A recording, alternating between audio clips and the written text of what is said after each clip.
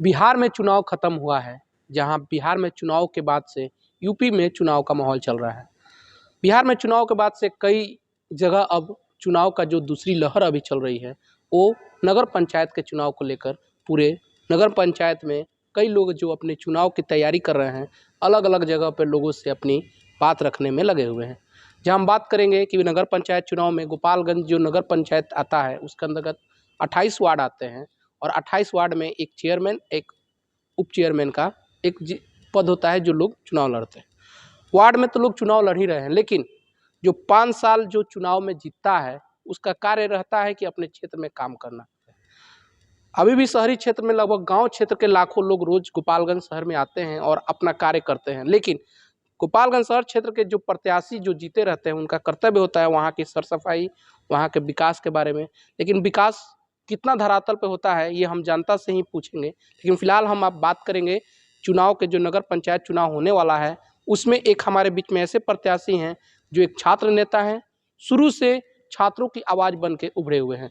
और इतना ही नहीं, उन्होंने हमेशा कई ऐसे अहम मुद्दे को उठाया है जो अभी तक किसी की नज़र नहीं गई है।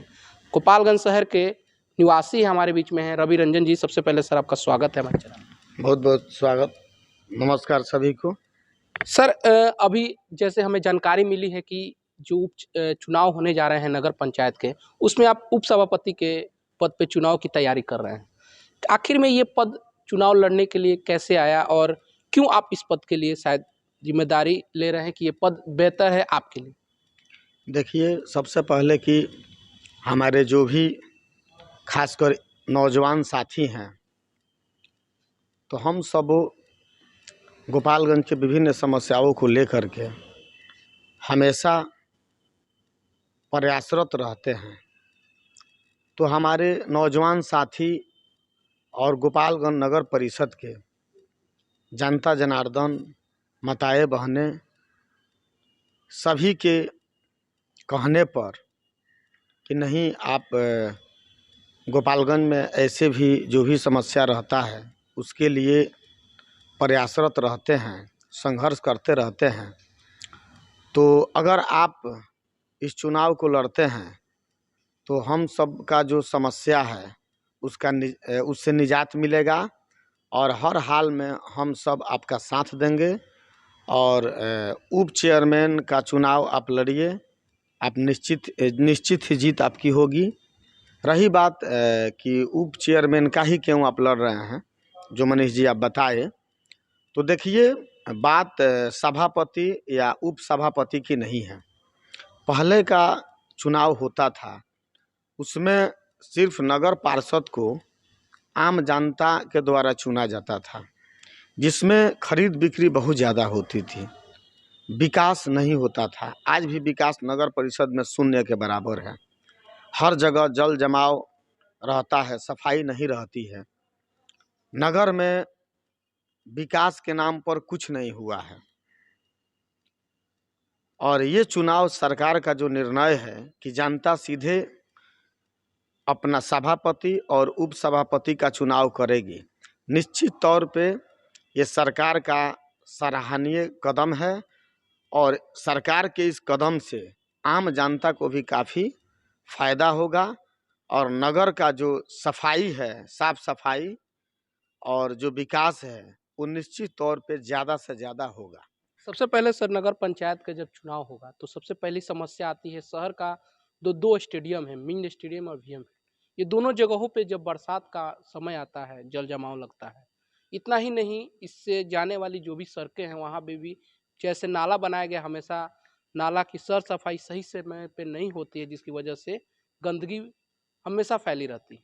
एक और सबसे बड़ा सवाल आता है कि जो सफाई कर्मी होते हैं, नगर परिषद के अंतर्गत काम करते हैं, हमेशा उनका जो सवाल रहता है कि उनको समय से पेमेंट नहीं मिलना, उनको समय से उनको कार्य नहीं मिल पाना। इस तरह के मुद्दे जब आपके सामने आएंगे, अगर आपको जनता ने मौका दिया, तो कैसे आपके नज़र से ये काम करना चाहिए? निश्चित तौर पे जो आपने सवाल किया, मेरा मुख्य मुद्दा वही रहेगा कि जो सफाई कर्मी, शहर के जितने कचरा होते हैं, यहाँ तक कि पशु पक्षी भी मर जाते हैं, सड़ जाते हैं, गल जाते हैं, उनकी भी सफाई वो लोग करने के काम करते हैं।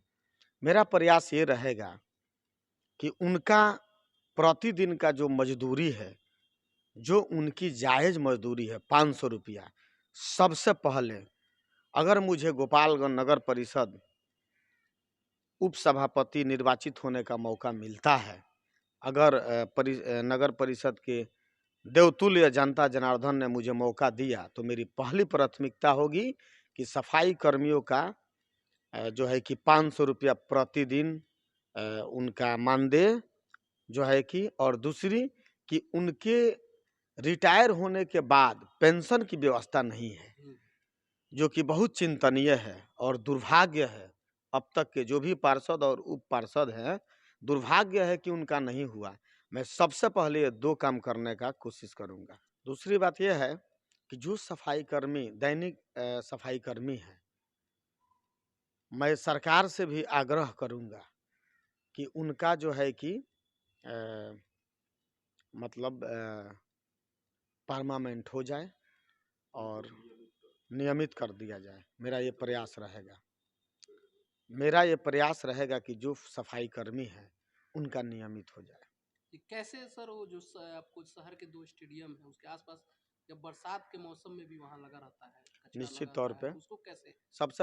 सबसे पहले कि मेरा मुख्य मुद्दा वही रहेगा कि प्राथमिकता भी मेरा वही रहेगा कि शहर में जहाँ भी जल जमाव है, जैसे मिंच स्टेडियम हो गया, ये जो सेंट जोसेफ स्कूल है, थाना रोड वहाँ हो गया, मैं विशेष तौर पे वहाँ से स्पेशल जो है कि स्पेशल टीम गठित करके और जो भी सफाई कर्मी हैं उनको वहाँ लगा के और ऐसा व्यवस्था करने का प्रयास करूँगा कि हर हमेशा के लिए निजात मिलने का काम अभी हो। तक आपने कई वार्डों में भी विजिट किया होगा, घूमा होगा, लोगों से जाना होगा।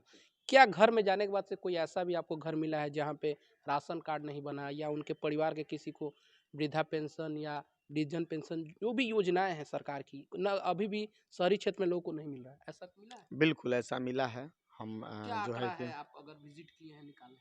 नहीं, आंकड़ा तो ऐसा है कि बहुत अफ़सोस है हुँ। कि जो जेन्युइन है अभी बहुत हमको लगता है कि नगर परिषद के 50% ऐसे लोग हैं जो गरीब लोग हैं और उनको आज तक आवास जो है मुहैया नहीं हुआ है, राशन कार्ड की भी व्यवस्था नहीं हुई है। लोग आते हैं, वादा करते हैं, चले जाते हैं, लेकिन मैं जनता का सेवक बन के काम करूँगा और मैं तो शुरू से ही काम किया सर हूँ, तो मैं वार्ड काम में पे तो वार्ड विश्वास। कमिश्नर का दायित्व होता है अपने वार्ड में बिल्कुल, बनाना, लेकिन बिल्कुल। फिर वार्ड कमिश्नर को कैसे आप कहेंगे कि वो लोग अपने क्षेत्र में लोगों को राशन कार्ड बनवाएं या वृद्धा पेंशन जो भी योजनाएं हैं उसका नहीं, जानकारी मेरा तो ये होगा कि मैं जब उप सभापति निर्वाचित हो जाऊँगा, तो मेरा ये रहेगा कि हर वीकली कम से कम, अगर वीकली नहीं तो कम से कम 15 दिन या 1 महीना पे हर वार्ड में 1 दिन वार्ड पार्षद की उपस्थिति में मैं वहाँ बैठ के और खुद समस्याओं को निजात के लिए जनता दरबार लगाने का काम करूँगा। चुनाव मैदान में आप उतर रहे हैं, लगातार लोगों से मिल रहे हैं। किस तरह का लोगों का ज़्यादातर आपको समर्थन मिल रहा है? युवाओं का या वृद्धजनों का या जिस तरह से माहौल बदल रहा है, युवाओं की लहर चल रही है, उसमें क्या फिर युवाओं इस बार नगर पंचायत में कुछ उनको देखने को सर इस बार मिलेगा कि उनकी संख्या ज़्यादा? बिल्कुल, बिल्कुल। हम जहाँ भी जा रहे हैं, मुझे आम जनता से ये मतलब जान के खुशी हो रही है कि सभी की चाहत है कि आएगा युवा तो बदलेगी नगर परिषद की तस्वीर। सभी लोग ये चाहते हैं कि युवा जीत के आएँ, चूँकि युवा लोग आएँगे तो निश्चित तौर पे काम करने का एक ललक रहेगी और वो लोग ज़्यादा से ज़्यादा चलेंगे, ज़्यादा से ज़्यादा क्षेत्र में रहेंगे और ज़्यादा से ज़्यादा काम करने का प्रयास करेंगे। क्या अपील करेंगे जनता से आप? जनता से मेरा अपील है कि जिस तरह हमने छात्र हित में काम किया, हम सबों ने पूरे नौजवानों के साथ गोपालगंज के छात्रों के लिए लगातार हम 2010 में 36 घंटा अनशन किए और तत्कालीन कलेक्टर जो थे कुलदीप नारायण जी, उन्होंने हम सबों के मांग को माना और जेपी यूनिवर्सिटी के प्रयास से, यहाँ के जिला पदाधिकारी के महोदय के प्रयास से और हमारे नौजवान छात्र दोस्तों के प्रयास से 2-2 यूनिट सीट भी बढ़ा और पीजी की पढ़ाई भी शुरू हुआ। उसी तरह हम तो आंदोलन करते हैं और संघर्ष करते रहते हैं।